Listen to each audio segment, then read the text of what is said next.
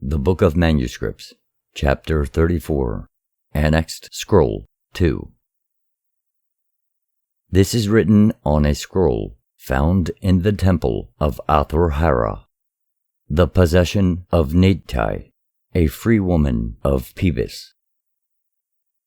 Then there was peace throughout the land, and the two priesthoods dwelt together in tolerance. But behold, the day came when the hearts of men turned again to strife. Then the land was rent in twain, and the forces of the red reed crown strove against those of the white lily crown. Once again, the dark mists of ignorance descended to envelop the hearts of men. Again, the sacred shrines of truth were closed, and those who served truth withdrew behind the veil, and were hidden from the eyes of those who would profane her. The whole land was torn apart, from upstream to downstream. From the right hand to the left of Egypt there was strife. Then came one who was mighty among men, one who also knew truth, and saw the wickedness of the people. He was a declared one, for unless a man be such, he has no value among the chosen. He carried the sword among the striving peoples, and in his day the might of Mantathrop prevailed, the spirit of Horai, who took the land from Nema, and of Minas, who united it, were with him. Then the lands of the north and the lands of the south were delivered into the hands of the king, and they became one. They were united, though they remained two. They were even as they had been before. Yet the multitude declared themselves for the ways of the multitude, and the light of truth remained obscured behind the dust raised by their dancing feet. Though peace and plenty reigned throughout the land, righteousness did not attend the throne of later kings. They ruled as kings, but the days of their rule were dark days of sorrow for the followers of truth, for they became few and feeble indeed. They were lost in the land. Again, as in other days, the high servant of the sacred mysteries, who held the key, commanded that the sacred shrines be closed. This was so that any knowledge of the great secrets should not pass into the possession of the unworthy multitude, which would profane them. Again, as it happened many times, the great light was removed from the midst of men. Then came the year of the great flood of waters, though some say it was before these days, when the salt seas rose upon the east and covered the land. Men were warned beforehand by the shortening of the days, of the years, and the 5 days now added to the days of the year are days of sorrow for the alteration of things. It is said that 7 days before the coming of the waters, the sun appeared in a different quarter. But this is not easy to believe, as the sun remains ever constant. The sailors of the king certainly departed for strange places during the chaos of waters. Perhaps this was because the sun had left his steady course. Kings came and departed to their place.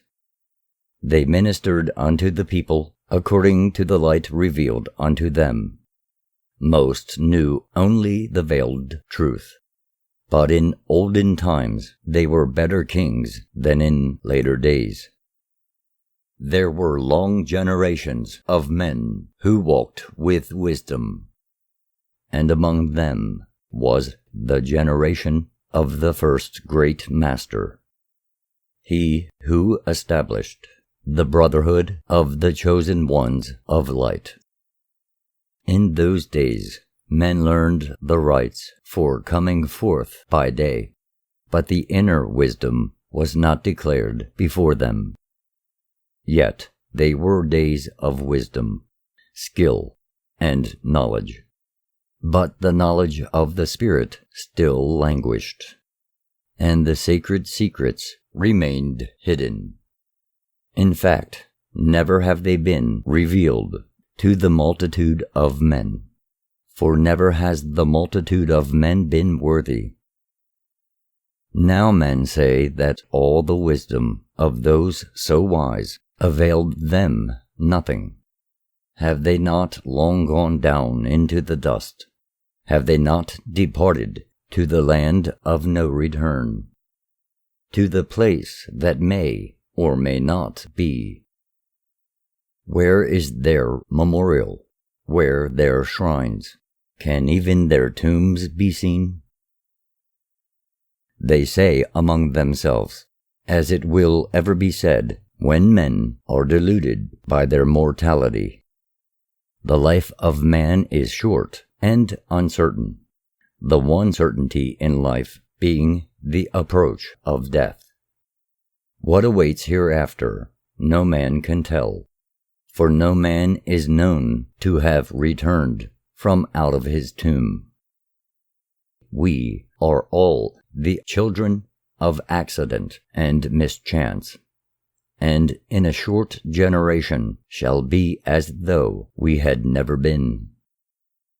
Our bodies shall harden and be ground to dust, and the fire of our hearts shall burn itself out and turn to ashes.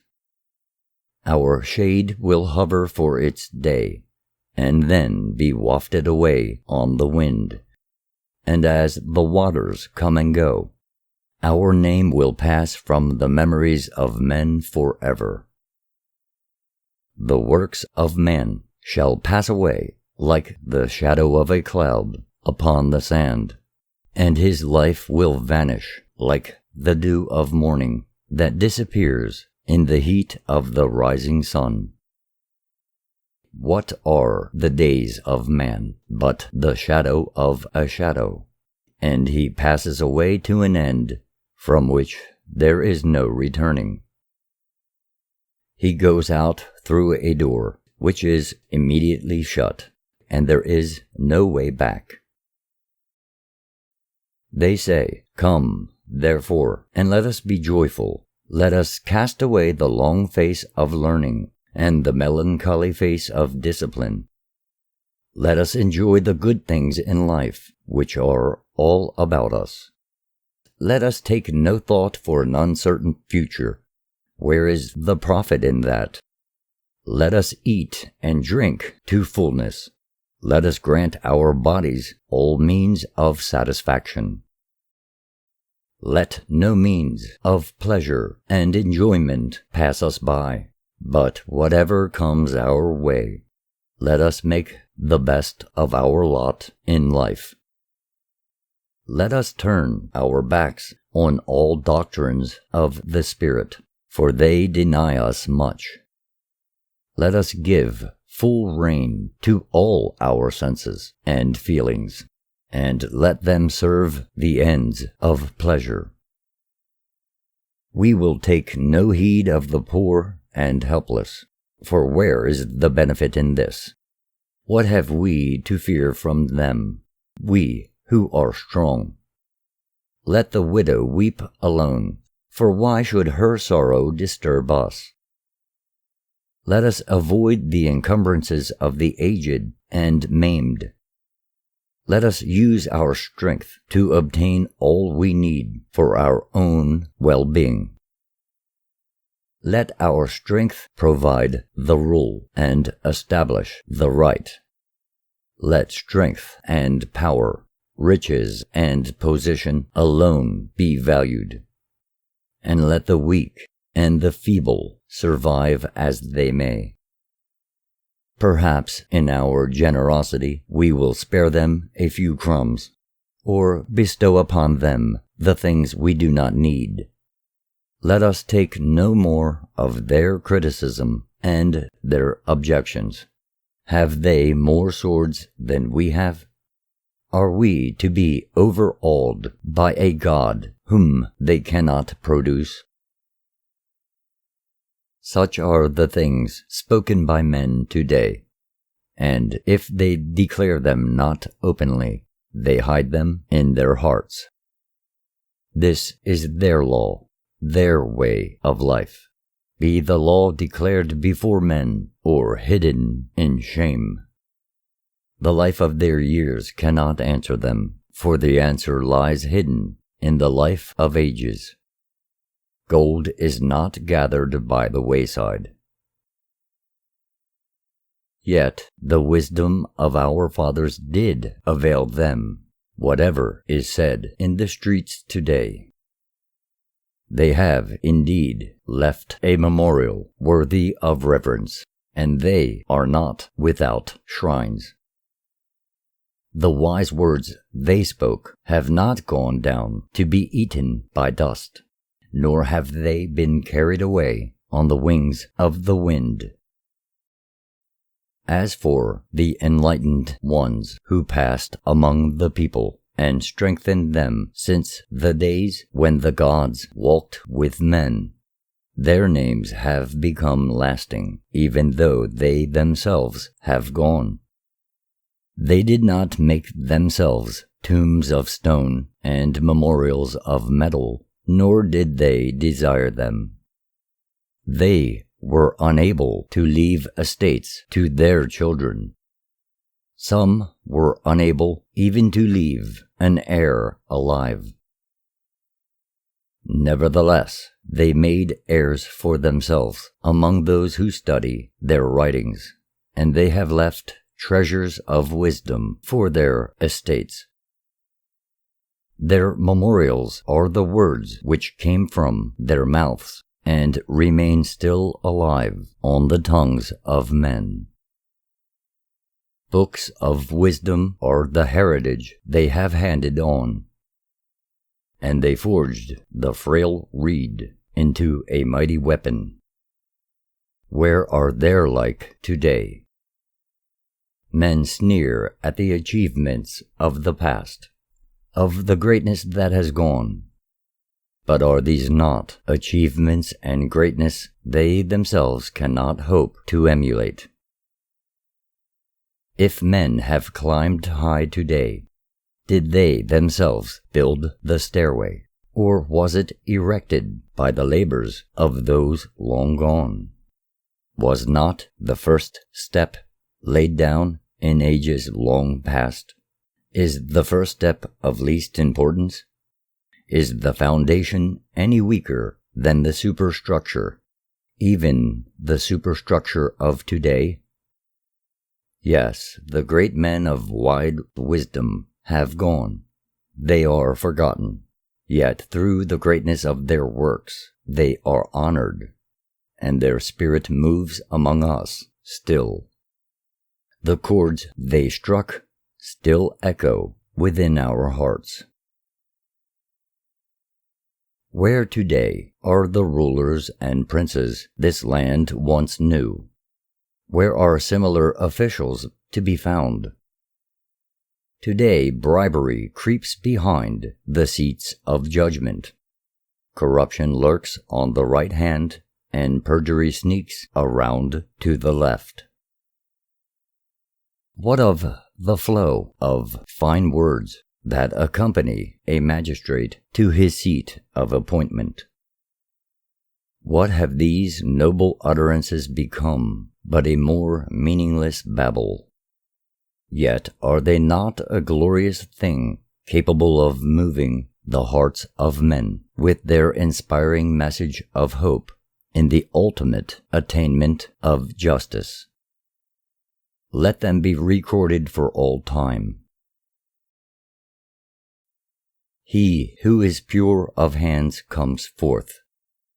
He utters the words that have come from the temple of Mant.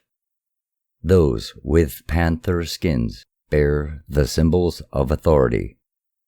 These words are spoken. You are the ever faithful servant of truth, the humble one who begs her for guidance. You are not the Lord of justice, but one who ever seeks it with humility and perseverance, praying it will bless your decisions. You are henceforth one whose words are heavy with authority, whose eyes see without prejudice, and whose ears are closed to intolerance. Your thoughts are clear and clean. Your heart is pure. It is free from all malice, and to you a vindictive verdict will be an abomination. The mantle of wisdom rests on your shoulders, and the robe of learning is your garment. Your tongue is the servant of truth and the sword of justice. Your mouth is the shrine of honor and the cave of retribution. Your heart is the temple of purity and the storehouse of wise judgments from the past. Justice will ever be your guiding light and rule. It will lead you even to the appointed place before the mother of the king. Wherever you go, uprightness will take command. You will wield the sword of justice without fear. You will bear it before the sight of all men. You will carry it to the rich and powerful, to the poor and lowly, without discrimination. You will strike down all merchants of falsehood, and fork-tongued deceivers, all who bear false witness, or break the statutes of the king. Let wickedness perish in the sands. Justice is not a thing less than the measure, but that which fills it to overflowing. It exceeds the bounds of mortal requirements. It endures everlastingly, and is not denied one who is entombed. It passes over with the Spirit to bear witness. It is the great brightener. It is not a thing bought or sold. Justice cannot be bartered. Be ever above price, one worthy of the greatness you reflect on earth, one ever above mundane things. Be not as the ferryman, who demands payment before his task is fulfilled, who bears upon the water the man who makes payment and no other. Be as the sun, whose brightness seeks out every nook and cranny, and pours light into their hidden gloom. Be one who shines among men to lighten their days. Spread uprightness and honesty across the two lands, as the sunshine spreads brightness and warmth. Cover the land with goodness, as the rising waters cover it with fertility. Fill the land with strength, as the north wind fills it with contentment. Guard your heart, as a father guards his daughter, as a mother guards her baby, for it is the stronghold of integrity. Be vigilant concerning every deed, for the eyes of men are ever upon you. The life you live is not yours alone. You are the image which men will imitate, and you are before every eye. The blowing wind will open its ear at your windows and spread wide its report. The flowing waters beside your door will uncover their eyes and carry what they behold through the land. Your position makes you a supporting pillar of the government. If the pillars be rotten, the roof crashes. Your responsibilities will beset your life with care. The road you journey is stony and encompassed with pitfalls and thorns. The cup you drink will be more often bitter than sweet. Though you will judge all men impartially, do not, in your diligence, incline towards the poor and unprotected, because they are such. Your duty is to see that all things are done according to the statutes of the king, in the manner in which they have been done previously. You are not wise enough to set aside the wisdom of the past. Every man must be dealt with as though he stood before you naked and unknown.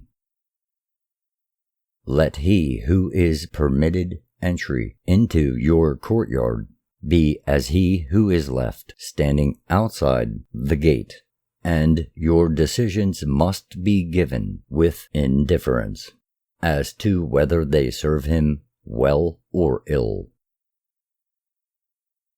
Such were the words uttered at the installation of an official empowered to give judgment.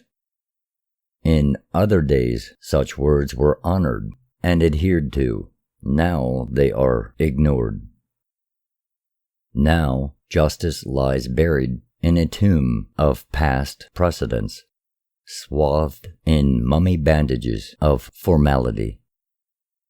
It consists of the impartial, heartless administration of the recorded statutes, rather than the redress of injustice.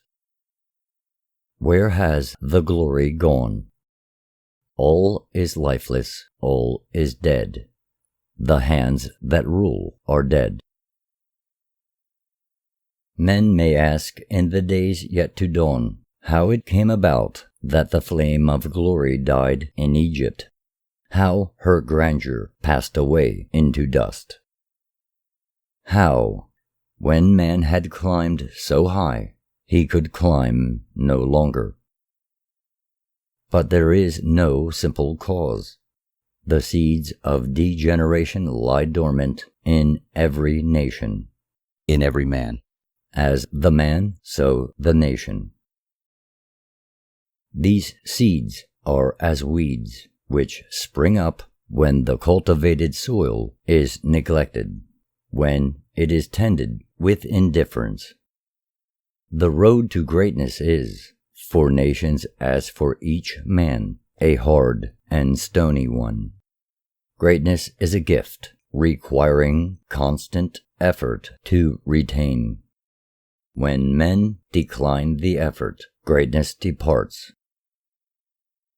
Greatness and glory will abide only in the habitations of the worthy.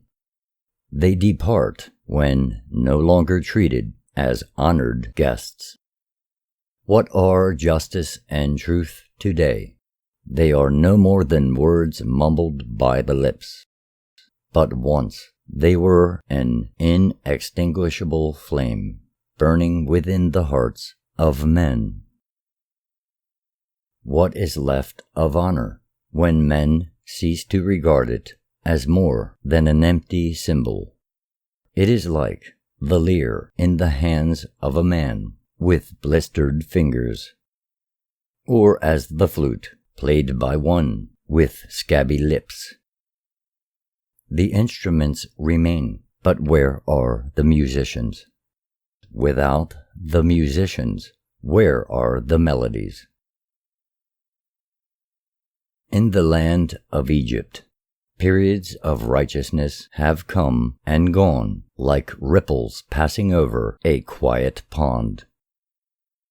There have been periods of material greatness, ripples of longer duration, but they have not been at one with the ripples of righteousness. Throughout all times, there have been two visible forms of worship, with their many variations, that of the highborn and that of the people. Now they have been blended for many generations, the worship of the high God and the knowledge of the sacred mysteries, kept hidden by the enlightened ones and the twice-born, were behind both and veiled within them. Where else could these things be better concealed? The house of hidden places was established 50 generations before the reign of the Mighty One, who was Pharaoh. And in those days the high God was known to men, and was revealed even after. But 20 generations before the evil Amulika descended like locusts upon the land, there was strife most grievous. This is set forth in the scroll belonging to Kabitcant, son of Nemerath, copied from an old writing copied from another, which was the property of a temple in Pinhamir. It says, "The twin powers drawn down entwined about themselves, and grew even stronger. Even as waters are dammed to be drawn upon, so was the united power built up into a reserve of force. A storehouse of strange energy was prepared. The thoughts of Setra ever turned about within himself, and behold, the day came when he believed the secret key to be his, the key that would open the inner chamber of sacred mysteries. Yet he made the mistake of all such men down through the ages, unaware that his very unworthiness forbade his admittance into the inner mysteries. That though he could deceive himself and others, he could not deceive the inner guardians. It is true that some who were admitted to the outer chamber were indiscreet and spoke carelessly before the ears of unadmitted men. It is ever thus when goodness is not persecuted, for goodness blooms best in the barren soil of intolerance and injustice. Anyway, in this manner the seeds of strife and suffering were sown. Then Setra conceived a plan, whereby the multitude would be admitted to participate in the sacred mysteries hitherto kept exclusive for the worthy ones among men.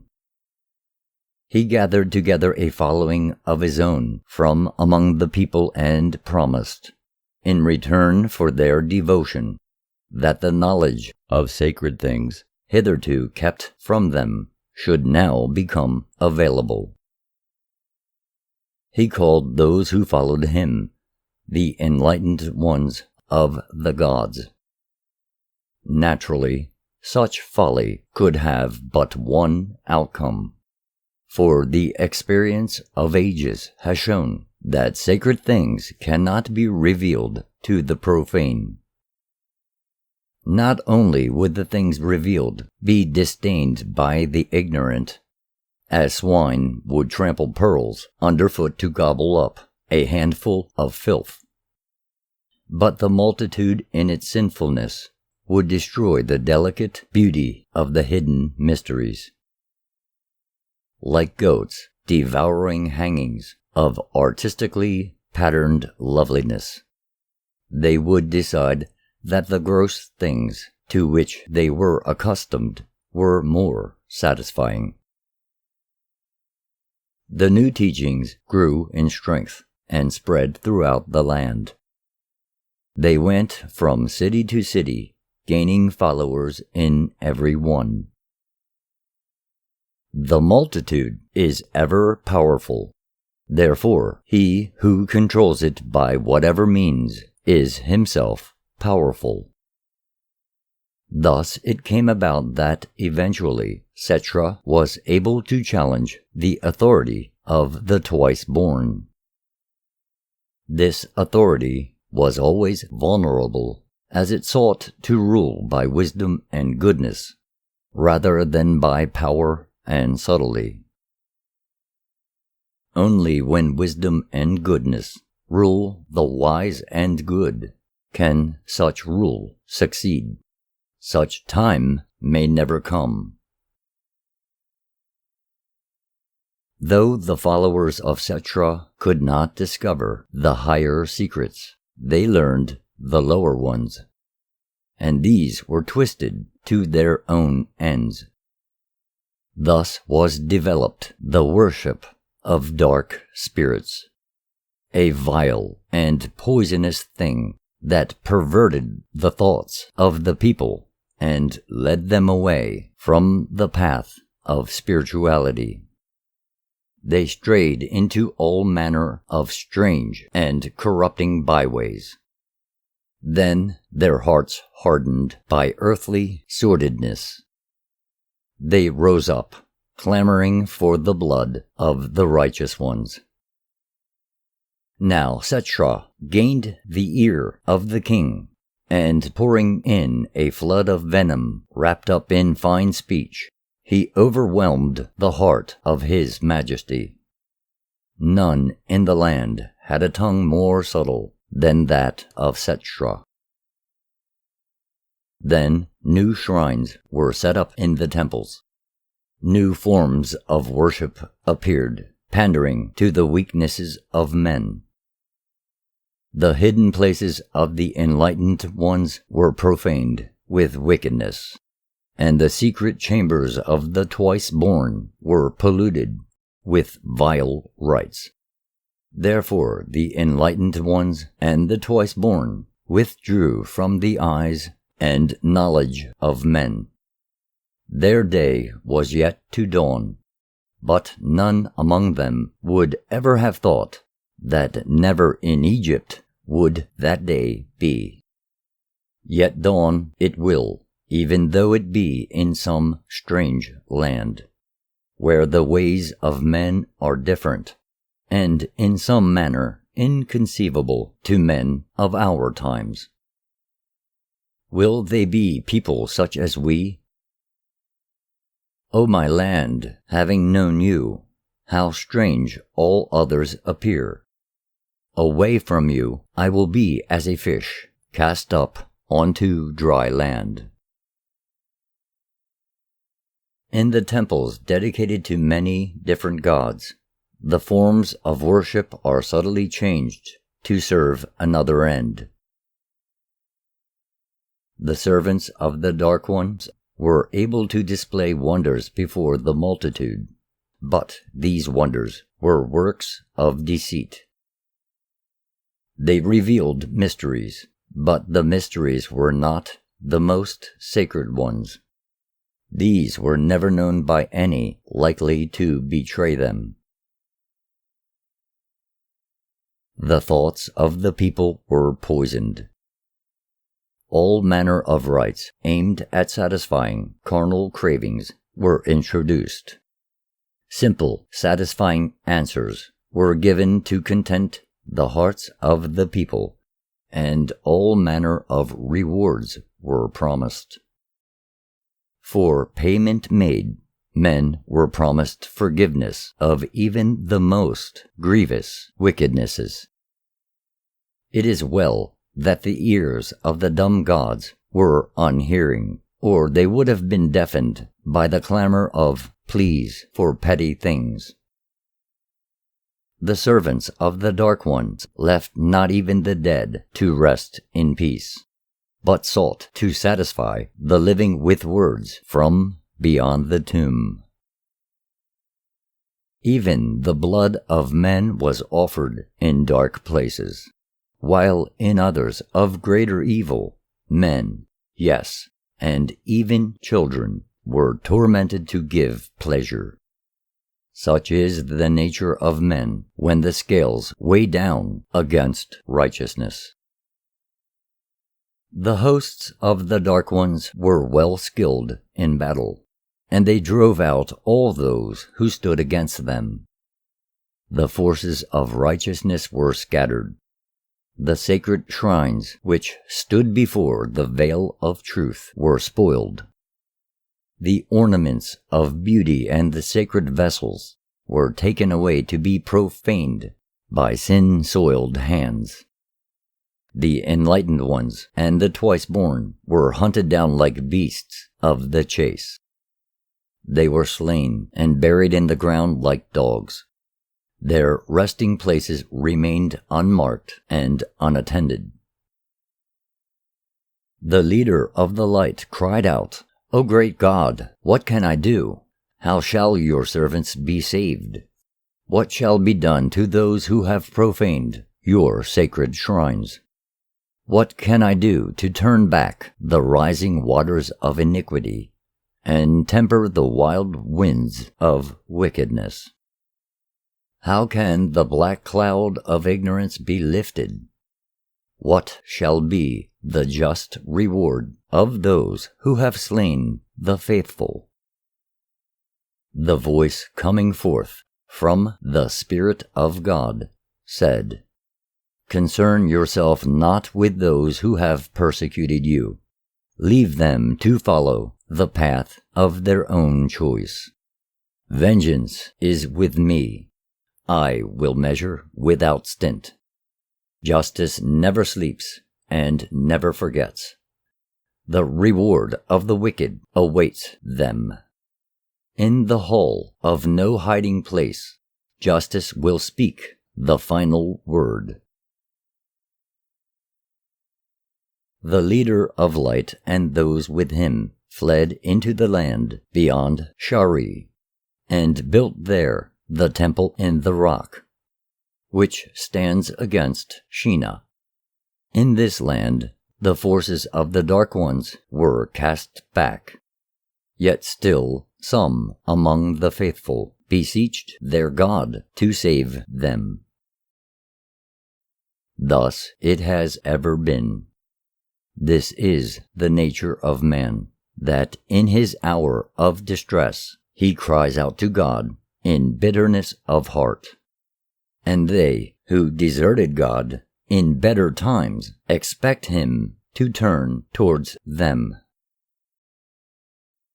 Yet such is the nature of God, that this he would do, were it to the good of men, which it is but rarely.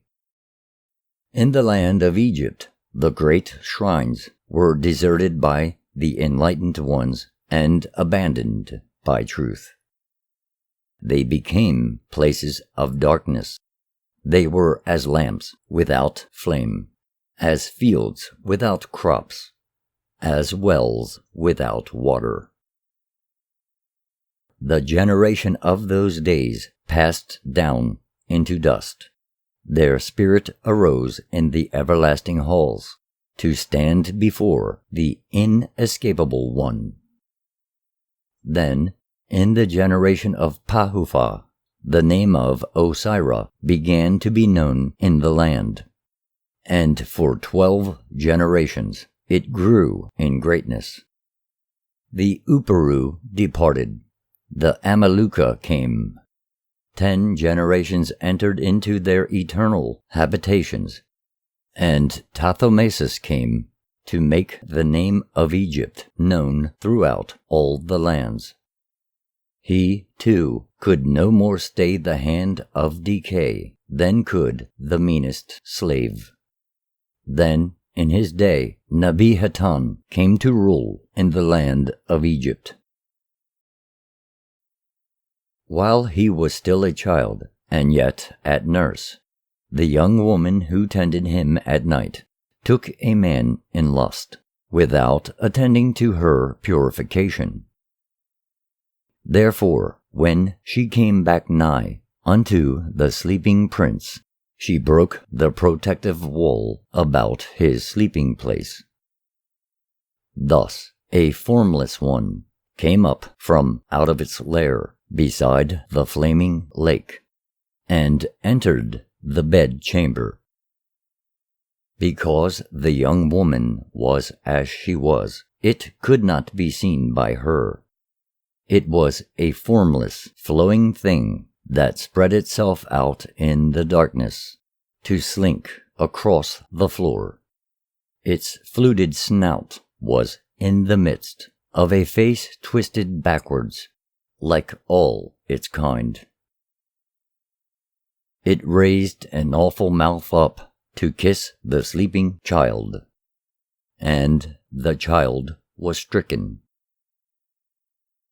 In the morning, the child's body was consumed with an inner fire, lit the night before, and the breath of life struggled against the occupying demon to enter the body. In those days lived a great physician named Mahu, and he drew out the demon with things of power, and doused the fire with impregnated water. None but the greatest of physicians could have released a tongue from the grip of the demon, yet this was done by Mahu. Perhaps it is well to give a fuller account of this pharaoh. Not as a matter of history, for this I am not competent to record, but to show what can happen when those unqualified seek to reveal the light. Also, the perils that can attend such folly. Nebihaton rose to rule while still very young, and though it is said that he died in the grip of a demon, with blood welling up from within his mouth, the other version, that he died a tombless wanderer, seems more probable, for it is so written on the tablets of Ammon. In the days of his father, the enlightened ones had regained strength in the land of Egypt, though they remained a hidden force, and all their deeds were secret. Nevertheless, they were not unknown to the priesthoods, which were then strong, though they were regarded with much disfavor. In those days, the charges made against the enlightened ones were that they stirred up the lowly against the powerful, that they tried to turn the land over, to change that which had never been. Therefore, those who knew the great God dwelt in seclusion and hiding. Their names were unknown, their faces unseen.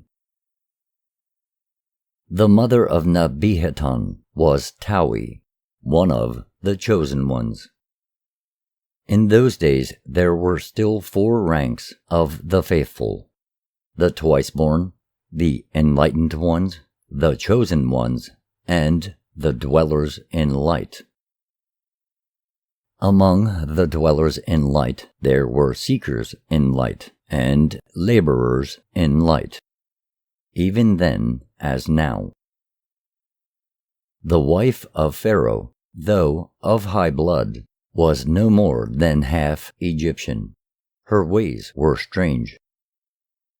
While he had still not come to manhood, the mother of Pharaoh taught him the ways of light.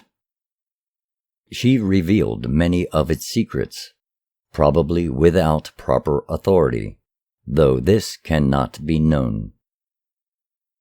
However, though the leader of light in Egypt was never far removed from the Pharaoh, only during days in the far distant past were kings numbered among the enlightened. Only in the days of true greatness, days long gone down into dust, days long forgotten in the land. Yet ever we have hoped. The kings bred for goodness, the families reared to conserve spirituality, were swayed between two influences, that of the spiritually inspired ones and that of the earthly oriented ones. Earthly conditions being what they are, and the purpose of earth being what it is, it was too early in the generations of men to expect goodness to triumph. It is in this that the forces of good are confounded. They anticipate too easy a victory. Yet, though the pestle grinds slowly, it grinds with every blow. It was the wife of Pharaoh who influenced him to disclose some of the mysteries, which, since the time just mentioned, had been completely withdrawn and very carefully hidden. Thus, though the forces of evil had prevailed in the land, they had not uncovered the inner shrine of the sacred mysteries. Such mysteries as they had discovered proved of little value to them, and were soon so distorted and perverted as to be useless. The great secret of how to penetrate the barrier between the two spheres of mortal and spirit was still completely secured. If nothing else, its very dangers would have safeguarded it. Actually, though it is said that secret mysteries were disclosed, this did not happen. All that did happen was that Pharaoh used the knowledge he had to try and give the people a greater insight into the way of light, the true way. As is ever done, he veiled the all-consuming brilliance of truth, leaving just sufficient glimmer to light the way, to become a beacon. Nebuchadnezzar himself saw the truth but dimly, for though he tried, he failed to meet the tests of an enlightened one. Perhaps it was this that inclined him away from the faithful. How many, when they discover what the knowledge of truth entails, falter on the path? The Pharaoh, the great one of Egypt, was ill-formed in body. He was subject to uncontrolled trances, unproductive of any vision.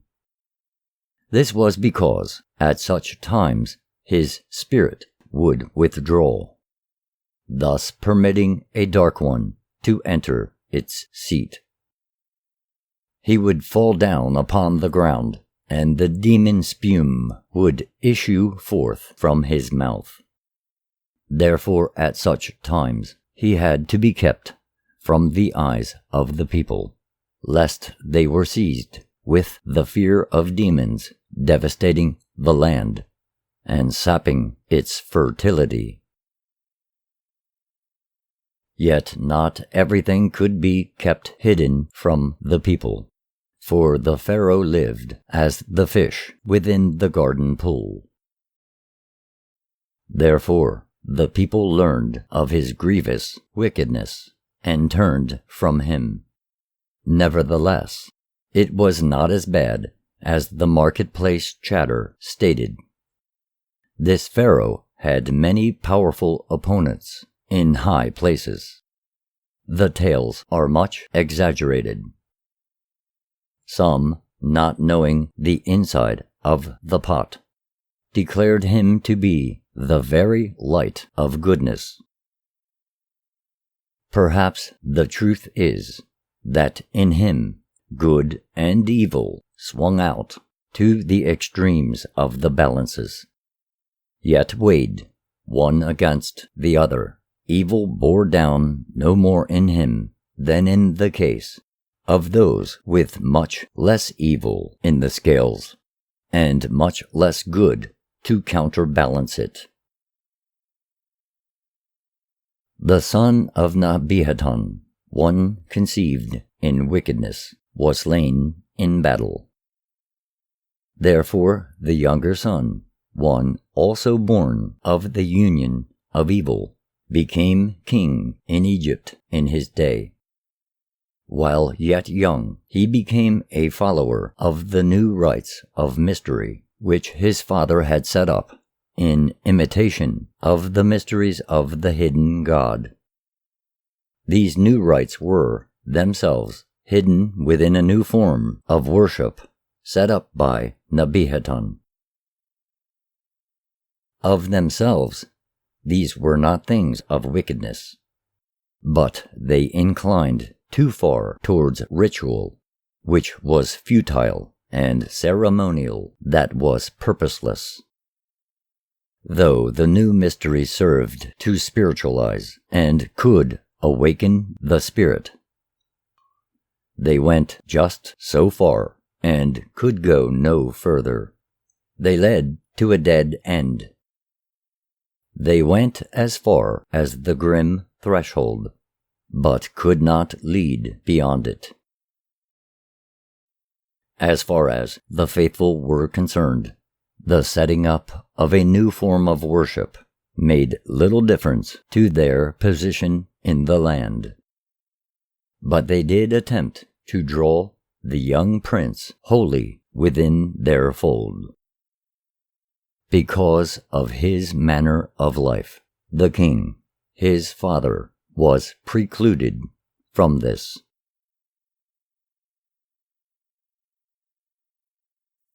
I will go back to when the father of Nabihaton, a man of great valor, much beloved by the people, became feeble through a wound that troubled him in his old age. It was then that his queen, the noble Tawi, priestess of the faithful, urged him to send for the young prince Nabihaton, though he was not then so called, to become his staff and take up some of the burden.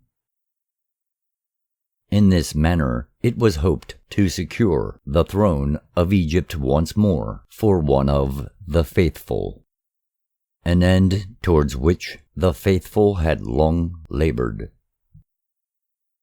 Undoubtedly, the enlightened ones and the chosen ones from among the faithful played some part in the introduction of the new form of worship.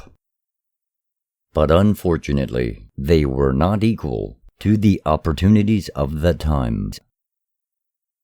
This is an instance when too much concern with spirituality, too little interest and involvement in mortal affairs can prove a fatal handicap. The lesson to be learned from this, the whole purpose of its telling, is that at all times a good balance must be maintained between spirituality and earthly existence. However great the spiritual goal ahead, nevertheless, at present, our feet are firmly bound to earth. Whatever the eyes behold, it must not blind men to the pitfalls before their feet. To say, as many have, that the new form of worship clashed with the old established worship of Ammon is true in part only. The hopes of the faithful were nurtured in both, and could have been a reconciling force, weak in power and numbers though it might have been. Superficially, and among the mass of lesser priests and followers in the two beliefs, there was antagonism and strife. While the flame of Ammon waned, the sun of the new form of worship rose. But it was the popularity of Queen Taui among the people, her wisdom and insight, that enabled the young prince to maintain his place at the king's right hand and share the royal symbols despite hostility by the priests of Ammon. Had he dutifully followed the path of the true way, all would have been well. Perhaps, and this seems more likely, he did not quite understand it.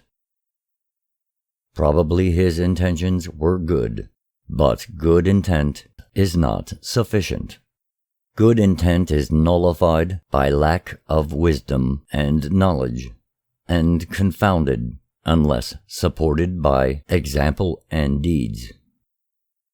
It is not sufficient for a man to proclaim a way of life for others unless he lives according to its principles himself. Too often have men tried to direct others along a path they are reluctant to tread themselves. This is not the least of hypocrisies. When his father died, the young king Nebihaton ruled in equality with his mother. They shared the royal seat and symbols, but he acted in a manner unbefitting a son. He inclined away from the high-born ladies of royal blood. His interests were not those of a pharaoh, and this caused the hearts of those who opposed him to rise in hope. It also isolated him from the faithful, who would have been his most ardent supporters, though their loyalty remained with the queen. When their pharaoh showed no inclination to marry, and strange rumors were heard about him in the streets and marketplaces, the people became disturbed and uneasy. Also, the high-born ones about him, the court officials, the princes and governors of the land, were perturbed at his interest in the mistress of songstresses at the temple of Ammon in Victory. The faithful were perturbed also, for within this temple was one of their secret shrines. This could have been the turning point for the faithful in Egypt, had the king been other than he was, for there were several princesses of the royal blood numbered among them. As it was, the faithful were antagonized. The new form of worship introduced by this pharaoh was simple enough.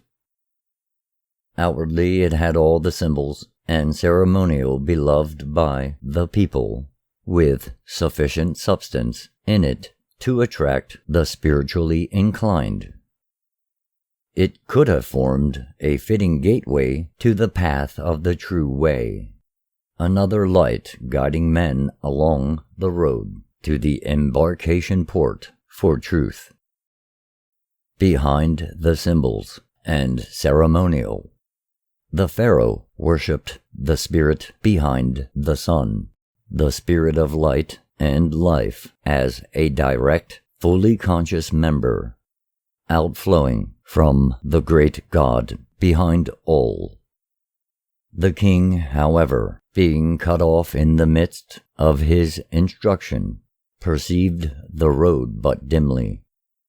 There is little doubt of his genuine desire to bring the true light to the people, but he was not wise enough to know, firstly, that one who brings light must be one in whom light burns brightly, and secondly, that the multitude cannot be exposed to its unveiled brightness with impunity.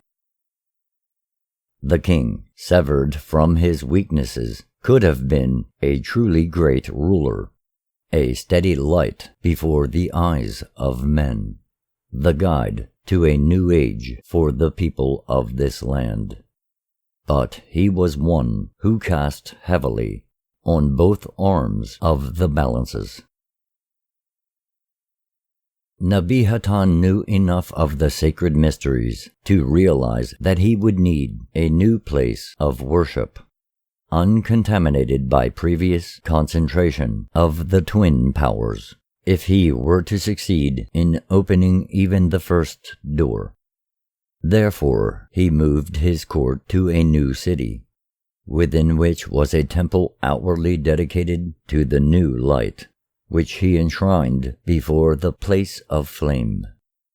It was a sanctum for those whom he called the awakeners of the spirit to light. From this we get the expression light within the light, behind the light, used even to this day. The priests of Ammon were impoverished to pay for the new city. The king had a son by the lady of songstresses, one destined for greatness, though his greatness was not perceived by the eyes of men. When later this son was exiled to wander in strange places, his mother cast herself into the arms of Sabuk, but this is something the telling of which has no place here. However, with the removal of the king's household to the new city, its power was diminished. The people under the two crowns became divided against themselves. The rulers became unsettled in their posts, and there were revolts in the colonies towards the east. It was a time of unease because of the dispersion of the power.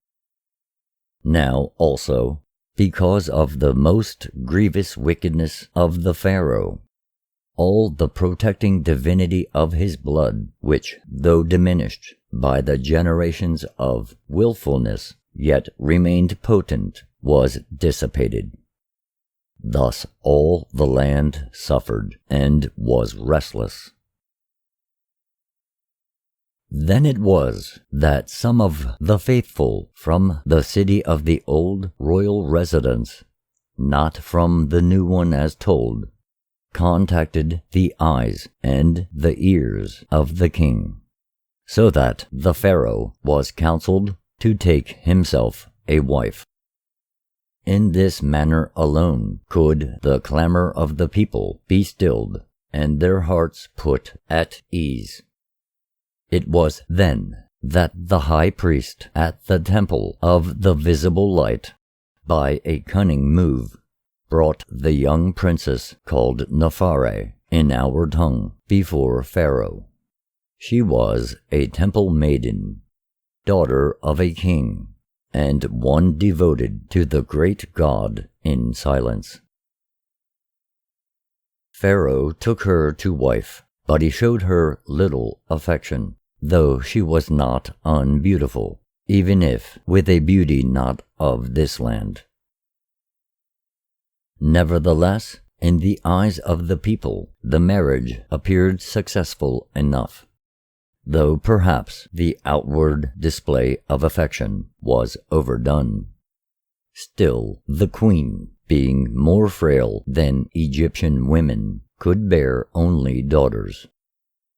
There is another reason for this, but it cannot be gone into here with propriety.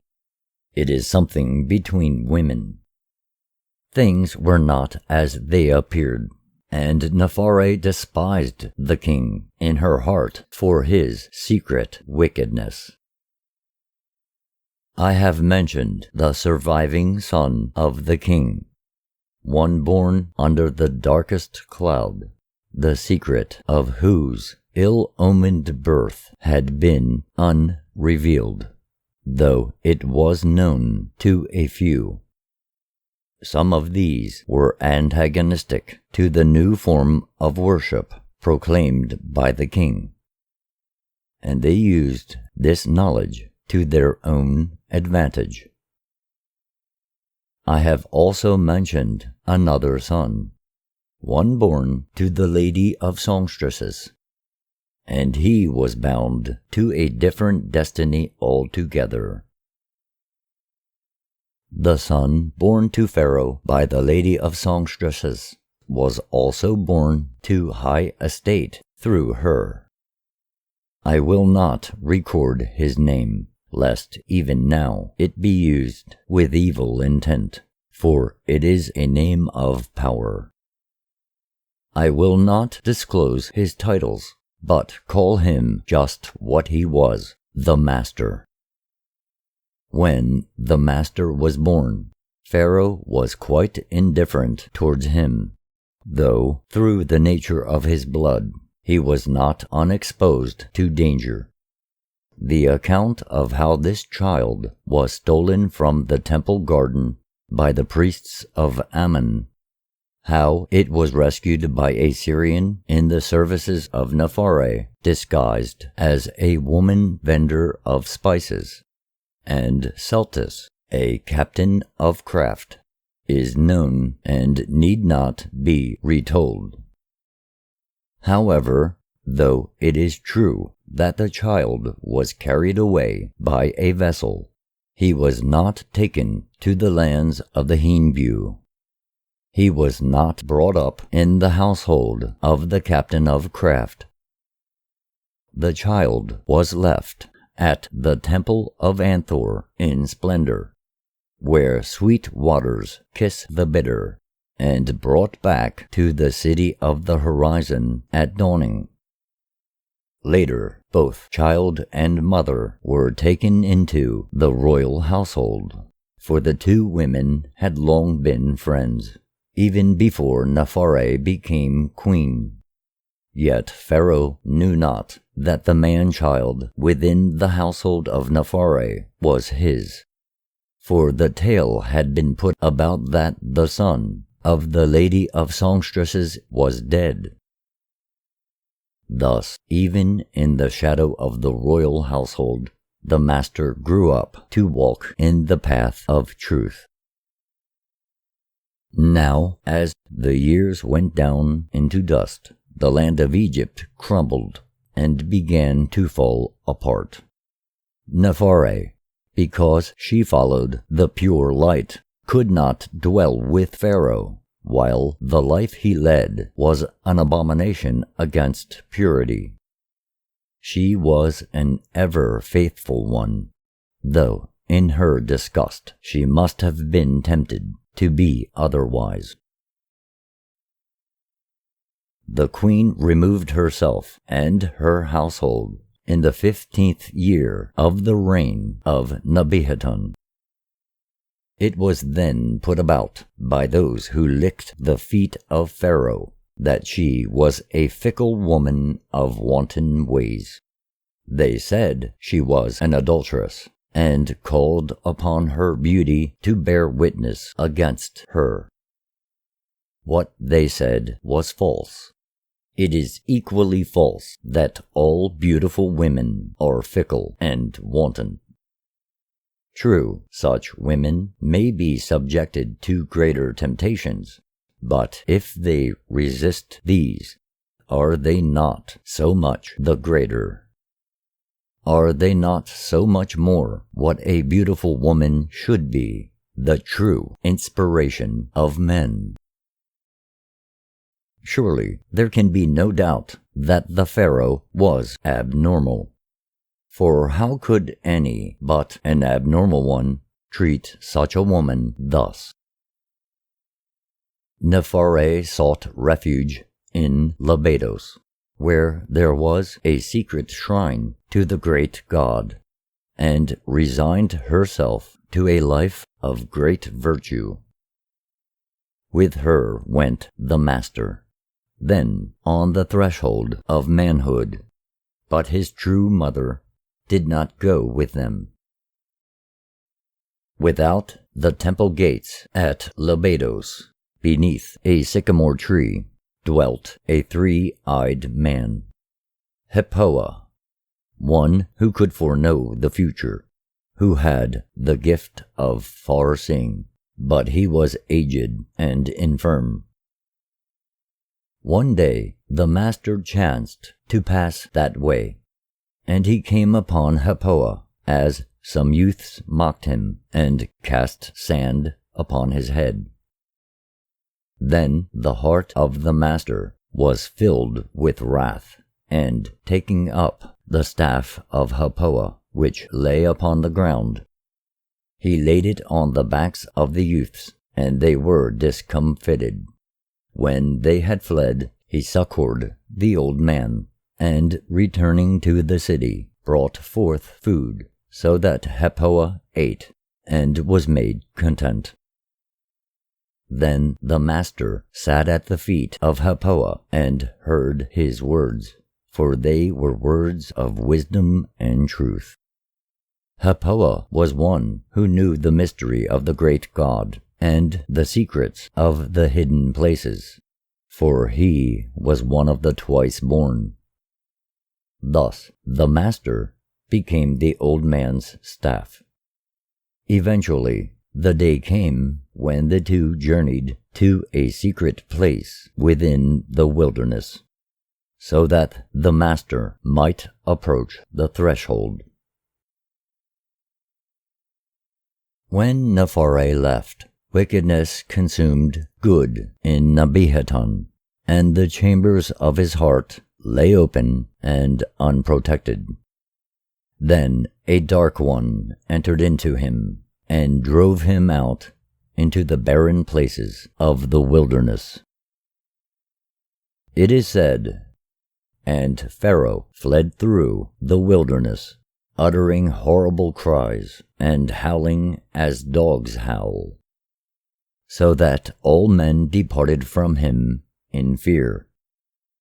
Thus it came about that Nebihaton came upon Hippoa and the master as they sat beneath the shade of a rock in the heat of the day, and the tongue of the king was blackened with the fire of the dark one that held him. Hippoa cooled the fire within the king, and expelled the dark one, so that the king was made whole again. Then they went, the three of them, to the place where the fighting men of Pharaoh were encamped, the king riding upon an ass. When the king was again bedecked in his royal garments and girded with symbols of power, he gave Hippoa a place of honor, and the master dwelt at the gate of Pharaoh. Within the city of the horizon, at dawning, was the temple of the sun's dawning, at which Nebihaton officiated as high priest. But after his return with Hippoa, he built a residential temple up riverwards called the Sun's Blessing. Some men have called it the Temple of the Blessing of Light. This was erected in 3 courts, one of which was called Nephare's Memory, a place dedicated to womanly virtues. There, when she came of age, his daughter by Nephare, a maiden called Meriton, was consecrated in service. There is a description of this maiden in a scroll kept at the shrine dedicated to the martyred maidens of chastity at Naman, the city of forgotten wickednesses. It says, "As I stood before the gate, called Treasurer of Life, on one pillar, of which was engraved the words, 'When the eye sees, the ears hear, and the nose smells, they transmit to the spirit that it understands.' I saw the young daughter of the king. She was not tall or fat, and her feet were delicately formed. Her curls were long, but tied back from her face and anointed with sweetly fragrant oils. She passed close by, and I noticed her garments gave out a delicate perfume. Her eyes were large and unusually long-lashed. Her glance was soft and restrained. Her whole bearing modest. Her skin was lighter than the pale copper of Askant, like the cherished ostrich egg, soft as the finest oil. Her nose was perhaps slightly larger than usual, but fine and delicately formed. Her mouth was small, though the lips were full, and even then tantalizing with secret promise. About her head was a circlet of gold, and she wore a necklace of gold and blue stones. She was clad in a pure garment of fine linen, fringed above and below with blue and red. Upon it were workings of gold ornamentation. On her arms were bracelets of burnished copper, interwoven with gold and silver. She had just come from the sacred grove, and the glistening dew of morning still dampened the lower fringe of her robe. In one hand she carried 2 small bells of copper, and in the other a small hammer of gold. Such was the daughter of the king. Yet among all the high-born ones throughout the long length of the fertile lands, threaded like a necklace upon the Nile, there was no man to truly love her. Certainly many desired her, but who among them could say it was for herself alone, desirable as she was in the eyes of any man? No, she would have gone to her marriage bed, unloved as a woman should be loved, a pawn in the game of power, a sacrifice at the altar of ambition, a chattel bought as a means of winning favor in the eyes of the ruler. Would not her fate have been better had she been born to a herdsman, or were she the daughter of a craftsman? Then she could have delighted in the kiss of the hot sun and the caress of the cool breeze. She could have been loved and wanted for herself alone. Such, however, was not her fate. All things she could have but this. It was after the consecration of Meriton that the eyes of Nebihaton wandered towards her lustfully. But perhaps, to do him justice, he should not be judged by the same standards as other men. He was the Pharaoh of Egypt, who, according to ageless tradition, was above wrongdoing. There is not much doubt but that, at this time, he was under the control of either a demon or a dark one, which had taken possession of his heart. Also, he had been brought up to a code where inter-family love and marriage were accepted as the rule, where the sanctity of royal blood and the need for its conservation in purity was believed in as a law. Then, too, despite his unnatural longings, which he lacked the strength to control and subdue, there is no doubt that he could, and did, experience extremely deep feelings of affection. He also had an unusually strong, perhaps overwhelming, appreciation of beauty, as can be seen by any of his writings still in existence, though few remain of the great many there once were, and these ever in danger. Anyway, he did take his daughter in awful wickedness, his evil thoughts displaying themselves uncontrollably. Now he took no care to hide them. Throughout the new city he caused the name of Nephare to be struck out, and the name of Meriton was put in its place. Perhaps the best indication of his state of mind is shown in the prayer he composed for the offering ceremony at the festival of the inturning year. With sacred outpouring we sanctify you, great God of golden goodness.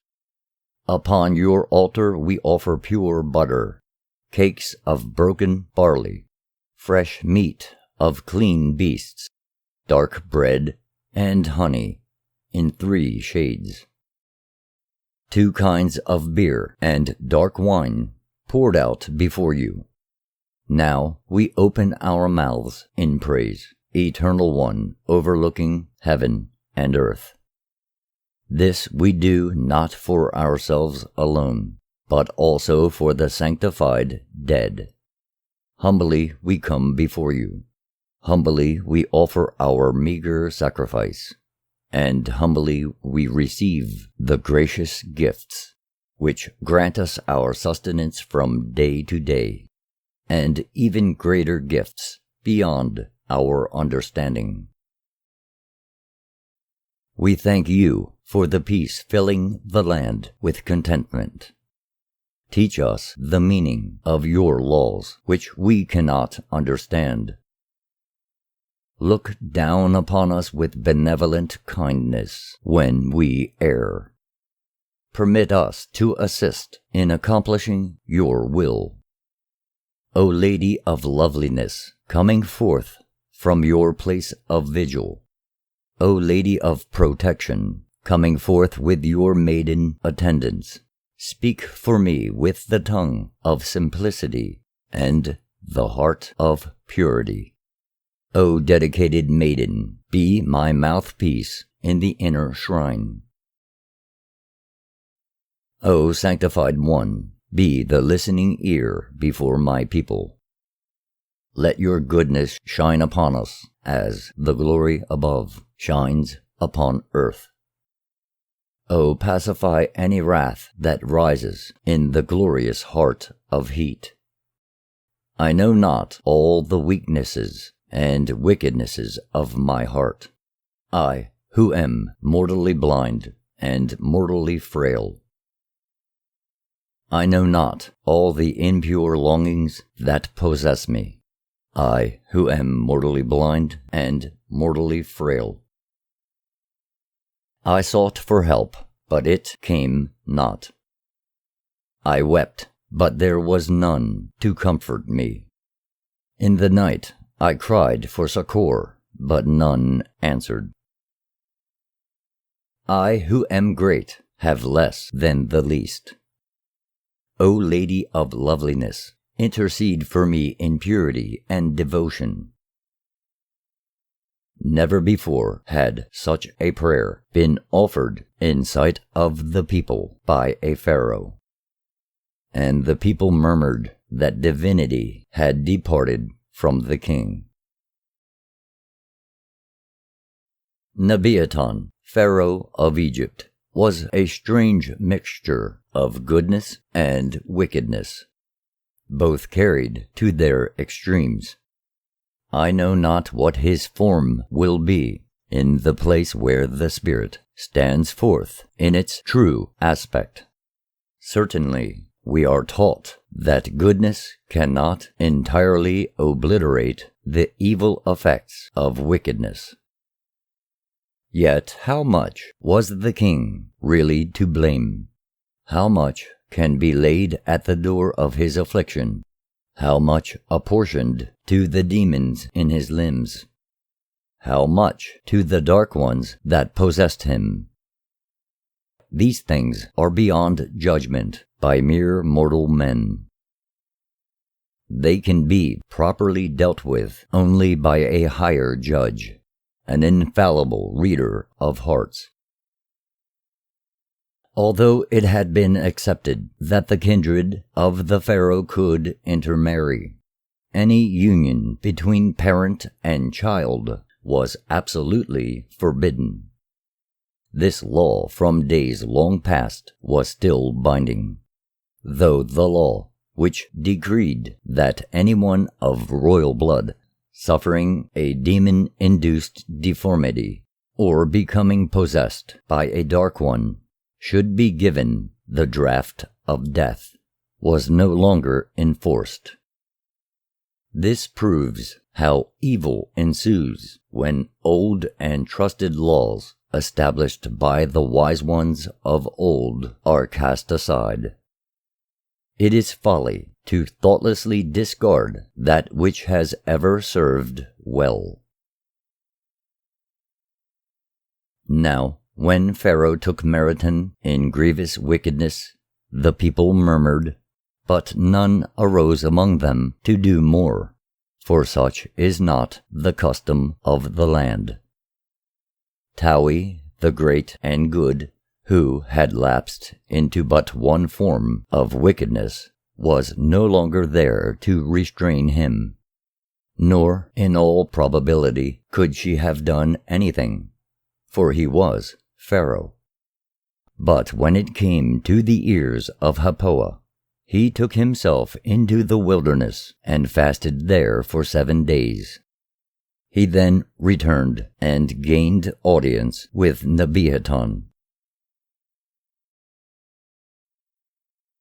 Happoa went before Pharaoh, and there in the midst of his court he denounced him. These were the words issuing from the mouth of Happoa, as set down by the attending scribe. O great and mighty Pharaoh, where once the storm wind raged, there is now a gentle breeze. Where once the diligent shepherd stood, now a musician sits and idly plays. The land is no more as it was, and no man remains content within his dwelling.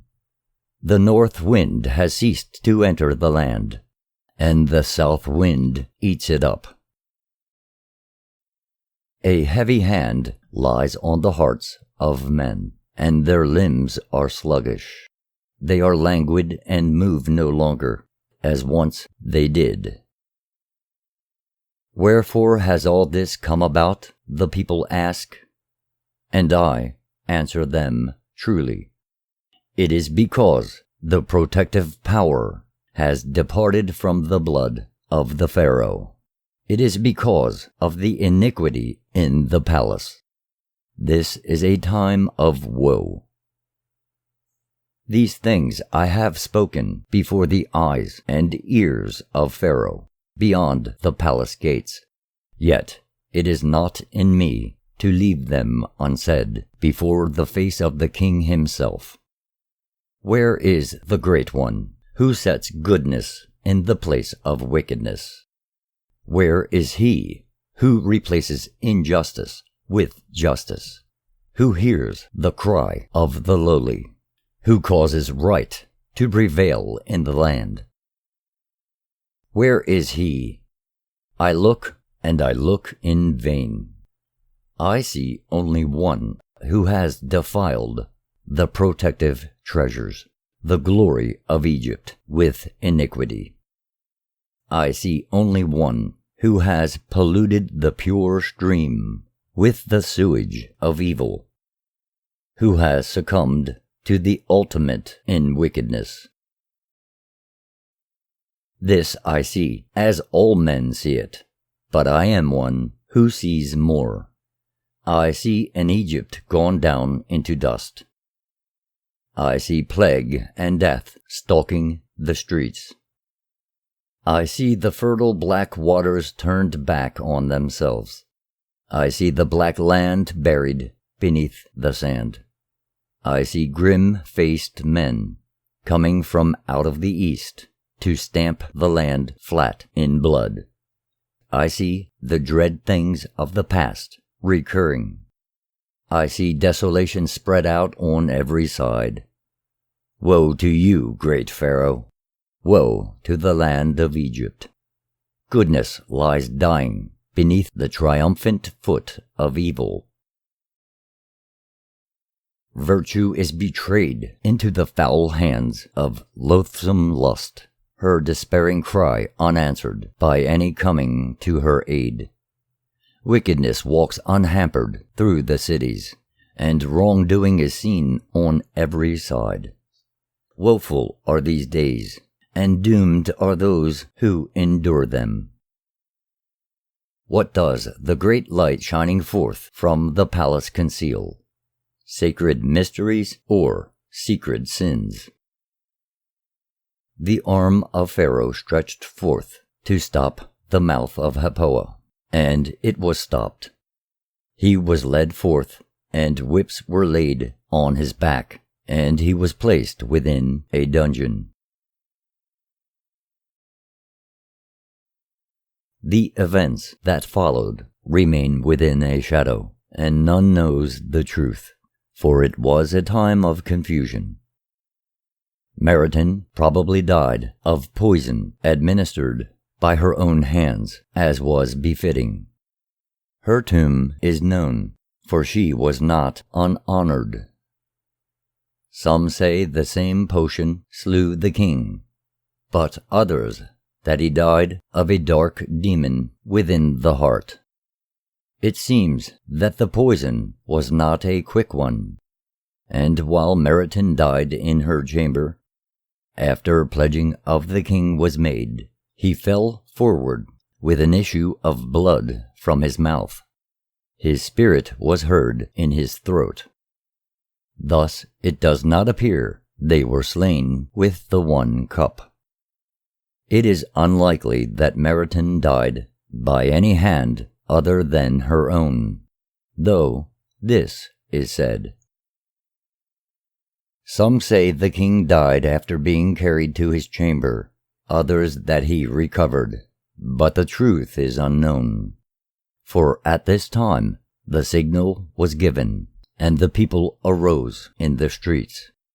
The new worship, which nevertheless was an outgrowth from the bulb of truth, died away as the growth dies back on an onion. But like an onion, the bulb remained. The new worship was not unwelcome in the land of Egypt, and would have survived had not its founder led an impure life. The hostility by priests of the other forms of worship would not alone have sufficed to extinguish its light. It was the maggot in the heart of the flower he raised that caused it to fall apart. To establish a pure form of worship and beliefs, its founder must also be pure of hands and heart. Whatever happened, Nebiaton was never placed within the tomb he had prepared for himself. Some say because Happoa cursed it, but this I doubt. I know of such a curse, but I do not suppose Happoa would have used it. Some say Pharaoh was buried with his wife, but who knows the name of the woman in whose tomb he is said to lay? I think, however, it is more likely that he is a tombless wanderer, which is not so strange when the record is considered fully. As told, it is not beyond belief that such a fate could even befall a pharaoh, and does accord with the laws of olden days. The next pharaoh married his sister, conceived in wickedness, and therefore died while yet young. The predictions of Happoa were averted by the happenings in the land, happenings that purified it during the days of Pharaoh's short-lived successor. Then came a great one to rule the land, and peace and prosperity returned. Of his times this is written. Be joyful, O people, for a time of gladness has descended upon the whole land. A righteous and royal king has been set over us, one truly favored in the eyes of the great ones. The waters rise and fall in moderation. The days are long and productive. The hours of night are measured and restful. The moon maintains her appointed seasons, and the sunship steers a straight course. The bright torch of heaven burns steadily, and the stars retain their stations. Once more, men must qualify by goodness for the right to govern and to hold official positions. All is well with the land. If this could be written of these days. Of Nemertian, wife of Capola. Men say, she established the sisterhood of sin, but this is untrue, for they misunderstand the writings. The written things are misread. The writings of men are as plows which cannot follow a straight furrow. Everyone at birth is a twin, and has a spirit twin. Nemertian was of all women the most virtuous. Yet surely no woman ever evoked such malice in the hearts of her sisters. Once men said that the king was the shepherd of every man, and that wickedness was not in him. That however lowly the man in distress, he would devote hours of his time to bring him justice.